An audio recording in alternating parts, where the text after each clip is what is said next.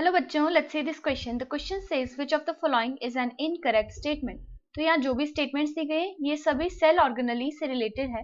So the key concept here is cell organelles. अब ये cell organelles होती क्या है? These are the sub cellular structures present in the cell.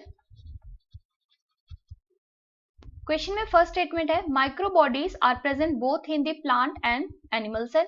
तो micro bodies होती क्या है? ये वेसिकल्स हैं जिनमें एंजाइम्स प्रेजेंट होते हैं। फॉर एग्जाम्पल पेरोक्सिसोम्स, और ये प्रेजेंट होते हैं both in the plant and animal cells. इसलिए ये स्टेटमेंट तो करेक्ट हो जाती है। सेकेंड स्टेटमेंट है the perinuclear space forms a barrier between the materials present inside the nucleus and that of the cytoplasm.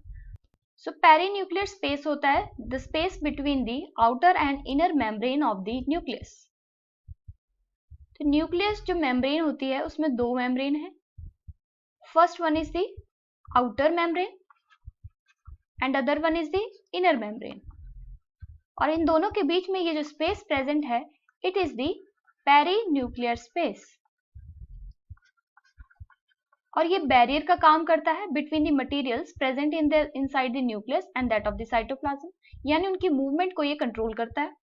इसलिए ये स्टेटमेंट भी करेक्ट है।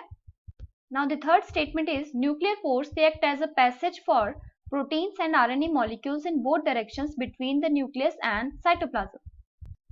सो न्यूक्लियर मेम्ब्रेन में न्यूक्लियर पोर प्रेजेंट होते हैं और ये कॉम्प्लेक्स की फॉर्मेशन करते हैं जिससे पैसेज होता है आरएनए और प्रोटीन्स का, और इनकी मूवमेंट टुवर्ड्स द न्यूक्लियस भी हो सकती है साइटोप्लाज्म से, और ये न्यूक्लियस से साइटोप्लाज्म में भी मूव करते हैं। इसका मतलब इनकी मूवमेंट होती है बाई डायरेक्शनल। इसलिए ये स्टेटमेंट तो करेक्ट है। And the last statement is mature sieve tube elements possess a conspicuous nucleus and usual cytoplasmic organelles. तो जो सीव ट्यूब एलिमेंट्स होते हैं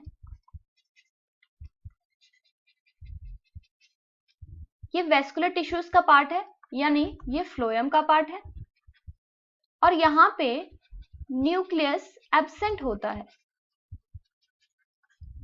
सो ये स्टेटमेंट भी इनकरेक्ट है क्योंकि यहाँ पे बोला है कॉन्स्पिकुअस न्यूक्लियस, और फर्दर यहाँ पे साइटोप्लाज्मिक ऑर्गेनेलीज भी एब्सेंट होती हैं। तो ये स्टेटमेंट हमारी इनकरेक्ट हो जाती है। सो क्वेश्चन में हमें यही पूछा था कि इनकरेक्ट स्टेटमेंट कौन सी है इनमें से। ऑप्शन डी में हमारे पास इनकरेक्ट स्टेटमेंट प्रेजेंट है, इसलिए ये ऑप्शन हमारा करेक्ट हो जाएगा। That is, mature sieve tube elements possess a conspicuous nucleus and usual cytoplasmic organelles. So the final answer here is option D. Hope you understood it well. Best of luck.